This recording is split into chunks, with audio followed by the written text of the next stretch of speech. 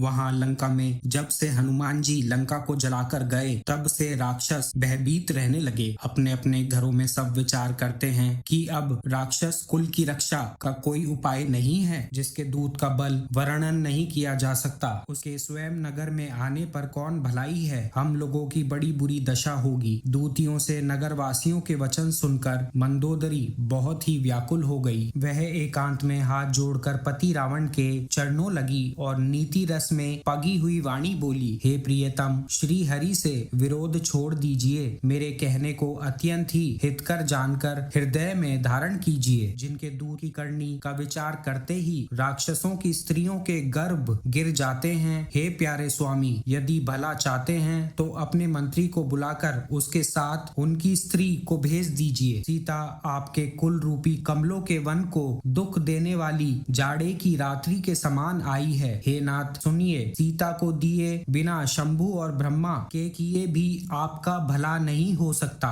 श्री राम जी के बाण सर्पों के समूह के समान है और राक्षसों के समूह मेंढक के समान। जब तक वे इन्हें ग्रस नहीं लेते तब तक हट छोड़कर उपाय कर लीजिए। मूर्ख और जगत प्रसिद्ध अभिमानी रावण कानों से उसकी वाणी सुनकर खूब हंसा और बोला, स्त्रियों का स्वभाव सचमुच ही बहुत डरपोक होता है। मंगल में भी भय करती हो। तुम्हारा मन बहुत ही कच्चा है। यदि वानरों की सेना आवेगी तो बेचारे राक्षस उसे खाकर अपना जीवन निर्वाह करेंगे। लोकपाल भी जिसके डर से कांपते हैं, उसकी स्त्री डरती हो, यह बड़ी हंसी की बात है। रावण ने ऐसा कहकर हंसकर उसे हृदय से लगा लिया और ममता बढ़ाकर वह सभा में चला गया। मंदोदरी हृदय में चिंता करने लगी कि पति पर विधाता प्रतिकूल हो गए। ज्यों ही वह सभा में जाकर बैठा, उसने ऐसी खबर पाई कि शत्रु की सारी सेना समुद्र के उस पार आ गई है। उसने मंत्रियों से पूछा कि उचित सलाह कहिए। तब वे सब हंसे और बोले कि चुप किए रहिए। आपने देवताओं और राक्षसों को जीत लिया, तब तो कुछ श्रम ही नहीं हुआ। फिर मनुष्य और वानर किस गिनती में हैं? मंत्री, वैद्य और गुरु, ये तीन यदि भय या आशा से प्रिय बोलते हैं तो राज्य, शरीर और धर्म, इन तीन का शीघ्र ही नाश हो जाता है। रावण के लिए भी वही सहायता आ बनी है। मंत्री उसे सुना सुनाकर स्तुति करते हैं। अवसर जानकर विभीषण जी आए। उन्होंने बड़े भाई के चरणों में सिर नवाया, फिर से सिर नवाकर अपने आसन पर बैठ गए और आज्ञा पाकर ये वचन बोले, हे कृपाल, जब आपने मुझसे बात पूछी ही है तो हे तात, मैं अपनी बुद्धि के अनुसार आपके हित की बात कहता हूँ। जो मनुष्य अपना कल्याण, सुंदर यश, सुबुद्धि, शुभ गति और नाना प्रकार के सुख चाहता है, वह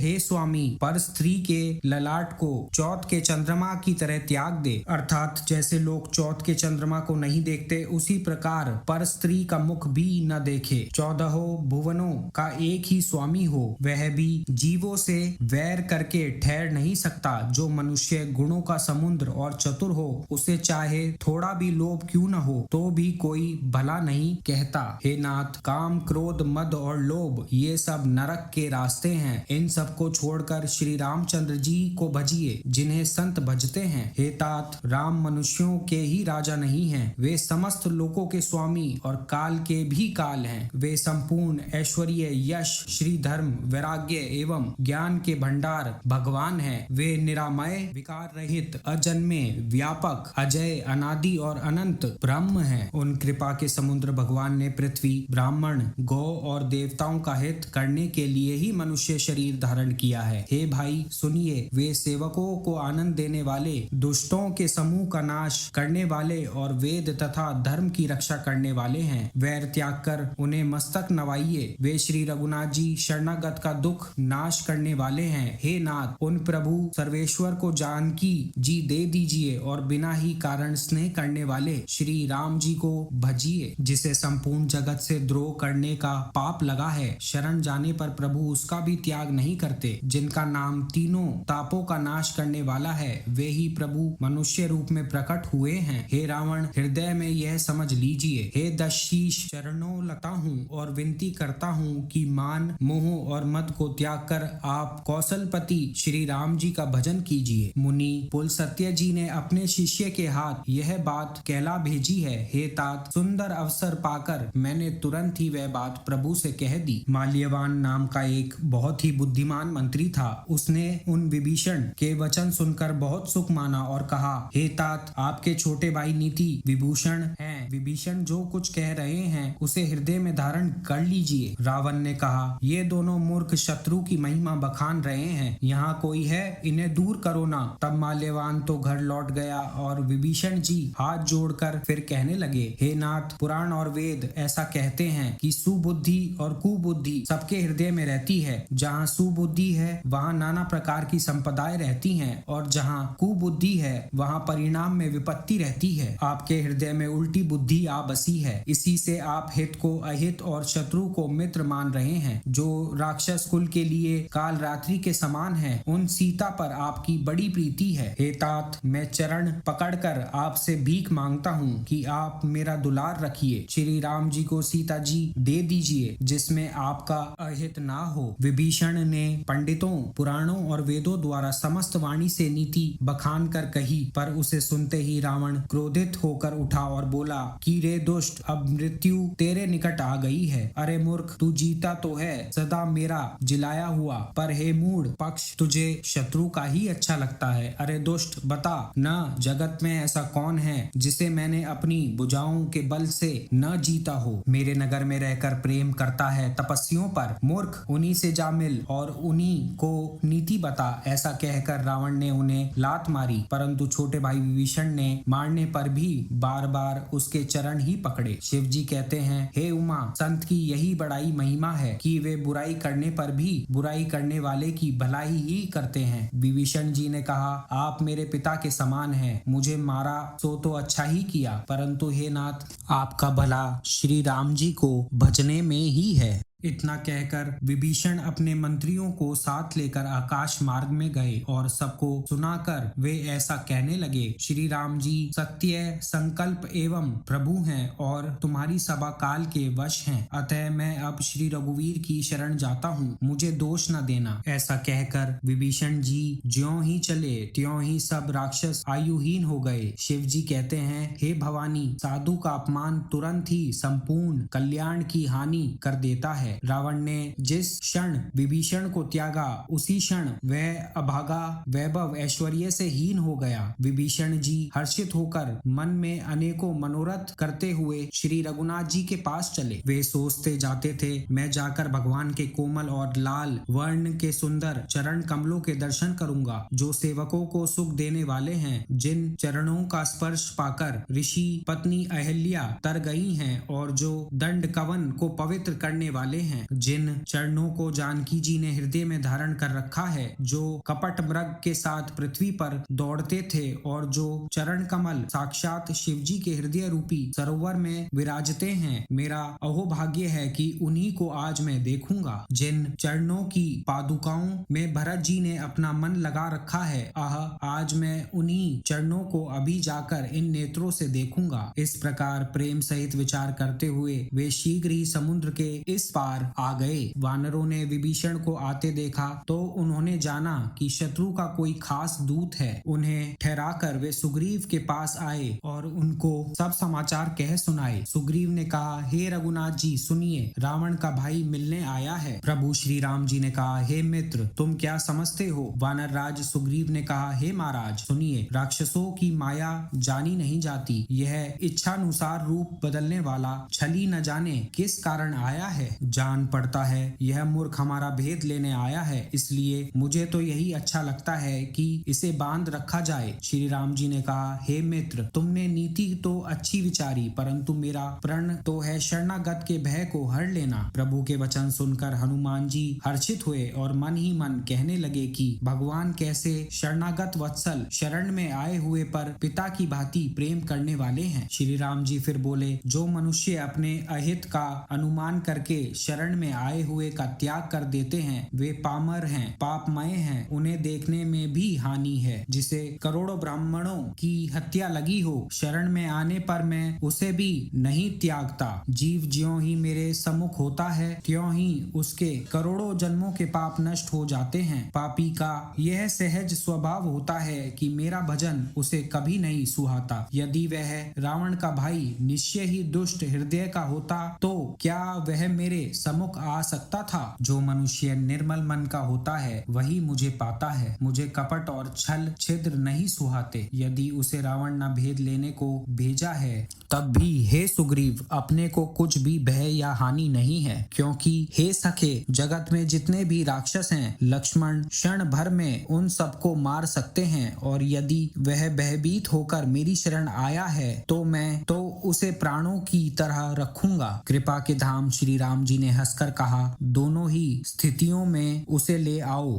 अब अंगद और हनुमान सहित सुग्रीव जी कृपालु श्री राम जी की जय हो कहते हुए चले। विभीषण जी को आदर सहित आगे करके वानर फिर वहां चले जहां करुणा की खान श्री रघुनाथ जी थे। नेत्रों को आनंद का दान देने वाले दोनों भाइयों को विभीषण जी ने दूर ही से देखा। फिर शोभा के धाम श्री राम जी को देखकर वे पलक रोककर ठिठक कर एक टक देखते ही रह गए। भगवान की विशाल भुजाएं हैं, लाल कमल के समान नेत्र हैं और शरणागत के भय का नाश करने वाला सांवला शरीर है। सिंह के से कंधे हैं, विशाल वक्ष स्थल अत्यंत शोभा दे रहा है। असंख्य कामदेवों के मन को मोहित करने वाला मुख है। भगवान के स्वरूप को देखकर विभीषण जी के नेत्रों में जल भर आया और शरीर अत्यंत पुलकित हो गया। फिर मन में धीरज धरकर उन्होंने कोमल वचन कहे, हे नाथ मैं दशमुख रावण का भाई हूँ। हे देवताओं मैं रक्षक, मेरा जन्म राक्षस कुल में हुआ है। मेरा तामसी शरीर है, स्वभाव से ही मुझे पाप प्रिय है। जैसे उल्लू को अंधकार पर सहज स्नेह होता है, मैं कानों से आपका सुयश सुनकर आया हूँ कि प्रभु भव के भय का नाश करने वाले हैं। हे दुखियों के दुख दूर करने वाले और शरणागत को सुख देने वाले श्री रघुवीर मेरी रक्षा कीजिए, रक्षा कीजिए। प्रभु ने उन्हें ऐसा कहकर दंडवत करते देखा तो वे अत्यंत हर्षित होकर तुरंत उठे। विभीषण जी के दीन वचन सुनने पर प्रभु के मन को बहुत ही भाए। उन्होंने अपनी विशाल भुजाओं से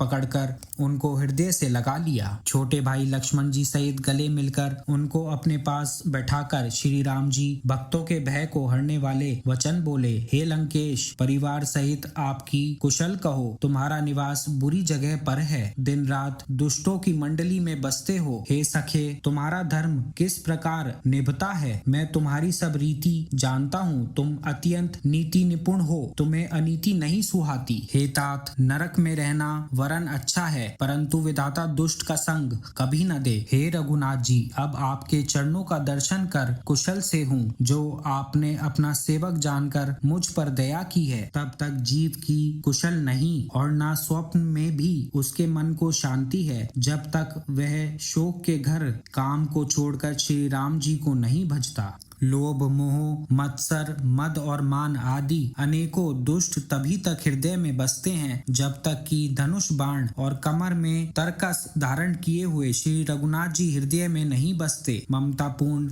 अंधेरी रात है जो राग द्वेष रूपी उल्लुओं को सुख देने वाली है, वह तभी तक जीव के मन में बसती है जब तक प्रभु आपका प्रताप रूपी सूर्य उदय नहीं होता। हे श्री राम जी आपके चरना रविंद के दर्शन कर अब मैं कुशल से हूँ, मेरे भारी भय मिट गए। हे कृपालु आप जिस पर अनुकूल होते हैं उसे तीनों प्रकार के भवशूल नहीं व्यापते। मैं अत्यंत नीच स्वभाव का राक्षस हूँ, मैंने कभी शुभ आचरण नहीं किया। जिनका रूप मुनियों के भी ध्यान में नहीं आता उन प्रभु ने स्वयं हर्षित होकर मुझे हृदय से लगा लिया। हे कृपा और सुख के पुंज श्री राम जी मेरा अत्यंत असीम सौभाग्य है जो मैंने ब्रह्मा और शिव जी के द्वारा सेवित युगल चरण कमलों को अपने नेत्रों से देखा। श्री राम जी ने कहा, हे सखा सुनो, मैं तुम्हें अपना स्वभाव कहता हूँ जिसे काकभुशुंडी शिवजी और पार्वती जी भी जानती हैं। कोई मनुष्य संपूर्ण जड़ चेतन जगत का द्रोही हो, यदि वह भी भयभीत होकर मेरी शरण तक कर आ जाए और मद मोह तथा नाना प्रकार के छल कपट त्याग दे तो मैं उसे बहुत शीघ्र साधु के समान कर देता हूँ। माता पिता भाई पुत्र स्त्री शरीर धन घर मित्र और परिवार इन सबके ममत्व रूपी तागों को बटोर कर और उन सबकी एक डोरी बनाकर उसके द्वारा जो अपने मन को मेरे चरणों में बांध देता है, सारे संसारिक संबंधों का केंद्र मुझे बना लेता है। जो समदर्शी है, जिसे कुछ इच्छा नहीं नहीं है और जिसके मन में हर्ष, शोक और भय नहीं है, ऐसा सज्जन मेरे हृदय में कैसे बसता है, जैसे लोभी के हृदय में धन बसा करता है। तुम सरीखे संत ही मुझे प्रिय है। मैं और किसी के निहोरे से देह धारण नहीं करता। जो सैगुण भगवान के उपवासक हैं, दूसरे के हित में लगे रहते हैं, नीति और नियमों में दृढ़ हैं और जिन्हें ब्राह्मणों के चरणों में प्रेम है, वे मनुष्य मेरे प्राणों के समान हैं। हे लंकापति, सुनो, तुम्हारे अंदर उपयुक्त सब गुण हैं, इससे तुम मुझे अत्यंत ही प्रिय हो। श्री राम जी के वचन सुनकर सब वानरों के समूह कहने लगे, कृपा के समूह श्री राम जी की जय हो।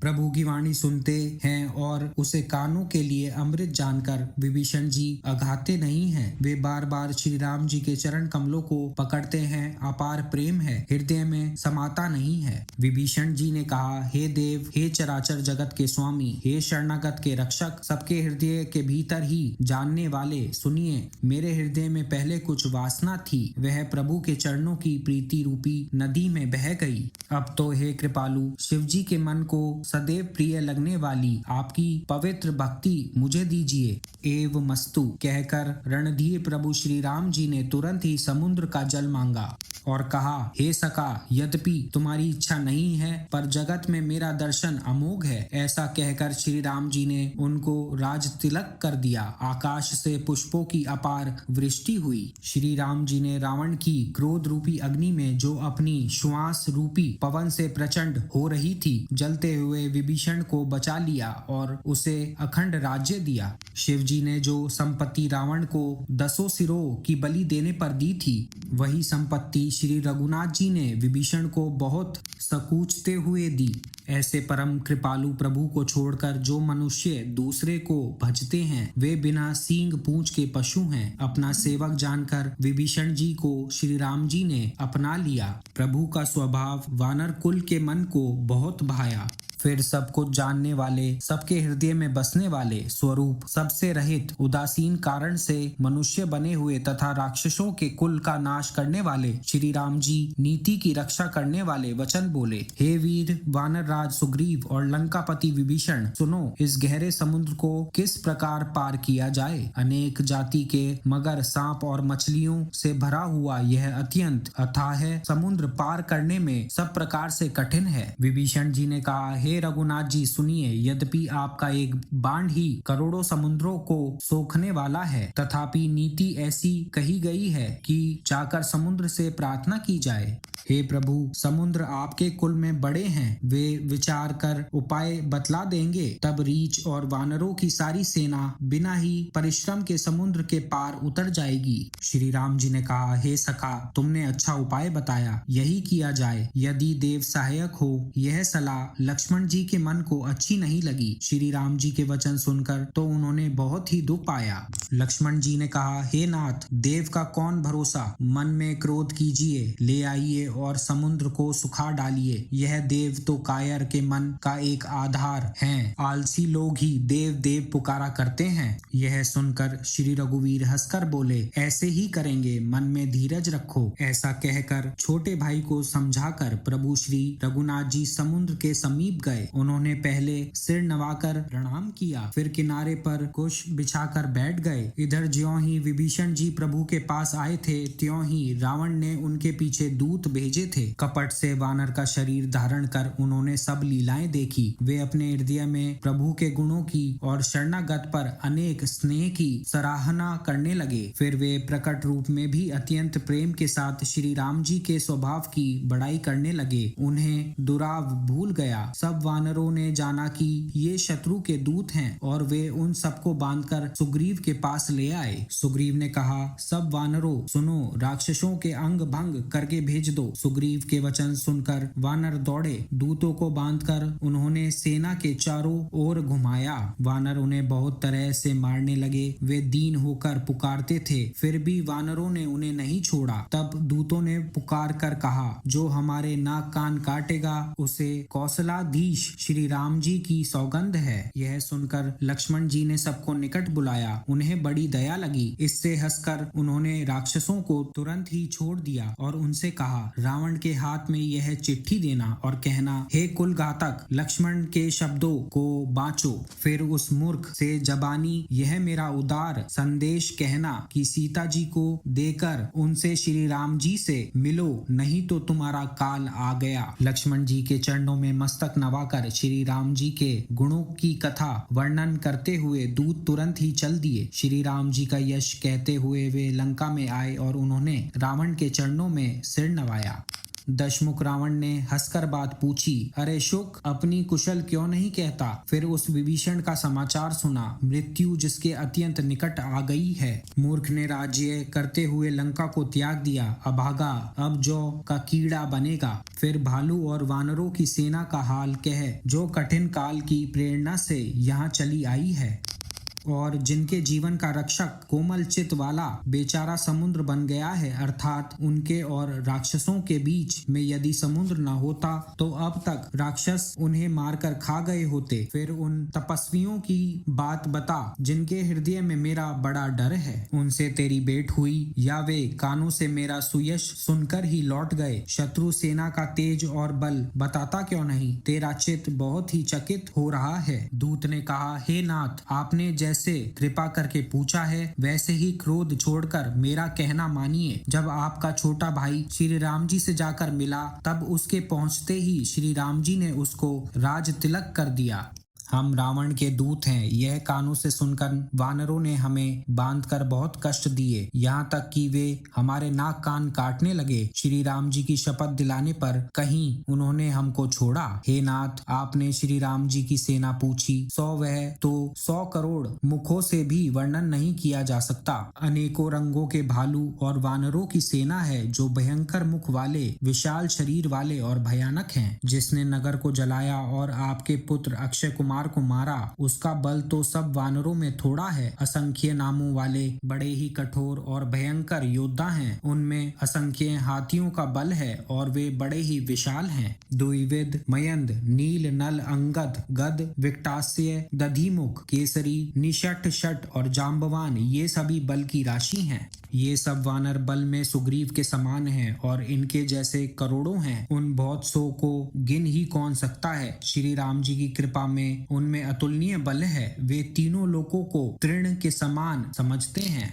हे दशग्रीव, मैंने कानों से ऐसा सुना है कि 18 पड तो अकेले वानरों के सेनापति हैं। हे नाथ, उस सेना में ऐसा कोई वानर नहीं है जो आपको रण में न जीत सके। सब के सब अत्यंत क्रोध से हाथ मींचते हैं, पर श्री रघुनाथ जी उन्हें आज्ञा नहीं देते। हम मछलियों और सांपों सहित समुद्र को सोख देंगे, नहीं तो बड़े बड़े पर्वतों से उसे भरकर पूर देंगे और रावण को मसलकर धूल में मिला देंगे। सब वानर ऐसे ही वचन कह रहे हैं, सब सहज ही निडर हैं। इस प्रकार गरजते और झपटते हैं मानो लंका को निगल ही जाना चाहते हैं। सब वानर भालू सहज ही शूरवीर हैं, फिर उनके सिर पर प्रभु श्री राम जी हैं। हे रावण, वे संग्राम में करोड़ों कालों को जीत सकते हैं। श्री रामचंद्र जी के तेज, बल और बुद्धि की अधिकता को लाखों शेष भी नहीं गा सकते। वे एक ही बाण से सैकड़ों समुद्रों को सोख सकते हैं, परंतु नीति निपुण श्री राम जी ने आपके भाई से उपाय पूछा। उनके वचन सुनकर वे समुद्र से राह मांग रहे हैं, उनके मन में कृपा भी है। दूत के ये वचन सुनते ही रावण खूब हंसा। तब ऐसी बुद्धि है, तभी तो वानरों को सहायक बनाया है। स्वाभाविक ही डरपोक विभीषण के वचन को प्रमाण करके उन्होंने समुद्र से मचलना ठाना है। अरे मूर्ख, झूठी बड़ाई क्या करते हैं? बस मैंने शत्रु के बल और बुद्धि की थाह पाली। जिसके विभीषण जैसा डरपोक मंत्री हो, उसके लिए संसार में विजय और विभूति कहाँ? रावण के वचन सुनकर दूत का क्रोध बढ़ गया। उसने अवसर जानकर लक्ष्मण द्वारा दी गई पत्रिका निकाली और कहा, श्री राम जी के छोटे भाई लक्ष्मण ने यह पत्रिका दी है। हे नाथ, इसे बचवाकर छाती ठंडी कीजिए। रावण ने हंसकर उसे बाएं हाथ से लिया और मंत्री को बुलाकर वह मूर्ख उसे बचाने लगा। पत्रिका में लिखा था, अरे मूर्ख, केवल बातों से ही मन को रिझाकर अपने कुल को नष्ट भ्रष्ट न कर। श्री राम जी से विरोध करके तू विष्णु, ब्रह्मा और महेश की शरण जाने पर भी नहीं बचेगा। या तो अभिमान छोड़कर अपने छोटे भाई विभीषण की की भांति प्रभु के चरण कमलों का भ्रमर बन जा, अथवा रे दुष्ट श्री राम जी के बाण रूपी अग्नि में परिवार सहित पतिंगा हो जा। पत्रिका सुनते ही रावण मन में भयभीत हो गया, परंतु मुख से मुस्कुराता हुआ वह सबको सुनाकर कहने लगा, जैसे कोई पृथ्वी पर पड़ा हुआ हाथ से आकाश को पकड़ने की चेष्टा करता हो, वैसे ही यह छोटा तपस्वी वाग विलास करता है। शुक दूत ने कहा, हे नाथ, अभिमानी स्वभाव को छोड़कर सब बातों को सत्य समझिए, क्रोध छोड़कर मेरा वचन सुनिए। हे नाथ, श्री राम जी से वैर त्याग दीजिए। यद्यपि श्री रघुवीर समस्त लोकों के स्वामी हैं, पर उनका स्वभाव अत्यंत ही कोमल है। मिलते ही प्रभु आप पर कृपा करेंगे और आपका एक भी अपराध वे हृदय में नहीं रखेंगे। जानकी जी श्री रघुनाथ जी को दे दीजिए। हे प्रभु, इतना कहना मेरा कीजिए। जब उस दूत ने जानकी जी को देने के लिए कहा, तब दुष्ट रावण ने उसको लात मारी। वह भी विभीषण की भांति चरणों में सिर नवाकर वहीं चला जहाँ कृपा सागर श्री रघुनाथ जी थे। प्रणाम करके उसने अपनी कथा सुनाई और श्री राम जी की कृपा से अपनी गति पाई। शिव जी कहते हैं, हे भवानी, वह ज्ञानी मुनि था, अगस्त्य ऋषि के शाप से राक्षस हो गया था। बार बार श्री राम जी के चरणों की वंदना करके वह मुनि अपने आश्रम को चला गया। इधर 3 दिन बीत गए, किंतु जड़ समुद्र विनय नहीं मानता। तब श्री राम जी क्रोध सहित बोले, बिना भय के प्रीति नहीं होती। हे लक्ष्मण, धनुष बाण लाओ, मैं अग्नि बाण से समुद्र को सोख डालूं। मूर्ख से विनय, कुटिल के साथ प्रीति, स्वाभाविक ही कंजूस से सुंदर नीति, ममता में फंसे हुए मनुष्य से ज्ञान की कथा, अत्यंत लोभी से वैराग्य का वर्णन, क्रोधी से शम की बात और कामी से भगवान की कथा, इसका वैसा ही फल होता है जैसा उसर्ग में बीज बोने से होता है। ऐसा कहकर श्री रघुनाथ जी ने धनुष चढ़ाया। यह मत लक्ष्मण जी के मन को बहुत अच्छा लगा। प्रभु ने भयानक बाण संधान किया, जिससे समुद्र के हृदय के अंदर अग्नि की ज्वाला उठी। मगर, सांप तथा मछलियों के समूह व्याकुल हो गए। जब समुद्र ने जीवों को जलते जाना, तब सोने के थाल में अनेक मणियों को भरकर अभिमान छोड़कर वह ब्राह्मण के रूप में आया। हे गरुड़ जी, सुनिए, चाहे कोई करोड़ों उपाय करके सींचे, पर केला तो काटने पर ही फलता है। नीच विनय से नहीं मानता, वह डांटने पर ही झुकता है। समुद्र ने भयभीत होकर प्रभु के चरण पकड़कर कहा, हे नाथ, मेरे सब अवगुण क्षमा कीजिए। हे नाथ, आकाश, वायु, अग्नि, जल और पृथ्वी, इन सब की करनी स्वभाव से ही जड़ है। आपकी प्रेरणा से माया ने इन्हें सृष्टि के लिए उत्पन्न किया है। सब ग्रंथों ने यही गाया है। जिसके लिए स्वामी की जैसी आज्ञा है, वह उसी प्रकार से रहने में सुख पाता है। प्रभु ने अच्छा किया जो मुझे शिक्षा दी, किंतु मर्यादा भी आपकी ही बनाई हुई है। ढोल, गंवार, शूद्र, पशु और स्त्री, ये सब शिक्षा के अधिकारी हैं। प्रभु के प्रताप से मैं सूख जाऊंगा और सेना पार उतर जाएगी, इसमें मेरी बड़ाई नहीं है। तथापि प्रभु की आज्ञा अपेल है, ऐसा वेद गाते हैं। अब आपको जो इच्छा लगे मैं तुरंत वही करूं। समुद्र के अत्यंत विनीत वचन सुनकर कृपालु श्री राम जी ने मुस्कुराकर कहा, हे तात, जिस प्रकार वानरों की सेना पार उतर जाए वह उपाय बताओ। समुद्र ने कहा, हे नाथ, नील और नल 2 वानर भाई हैं। उन्होंने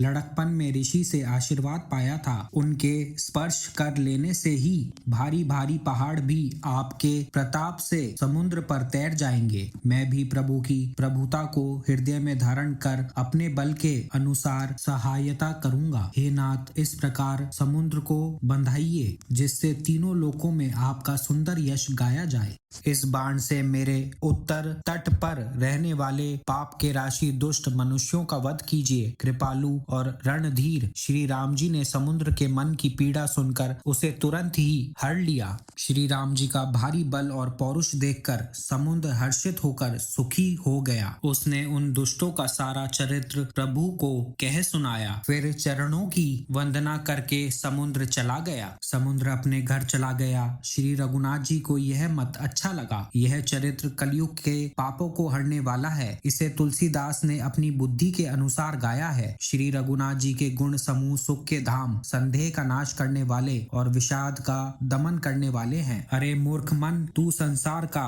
सब आशा भरोसा त्याग कर निरंतर इन्हें गा और सुन। श्री रघुनाथ जी का गुणगान संपूर्ण सुंदर मंगलों का देने वाला है। जो इसे आदर सहित सुनेंगे वे बिना किसी जहाज के ही भव सागर को तर जाएंगे। कलयुग के समस्त पापों का नाश करने वाले श्री रामचरित्र मानस का यह 5वां सोपान समाप्त हुआ। जय श्री राम।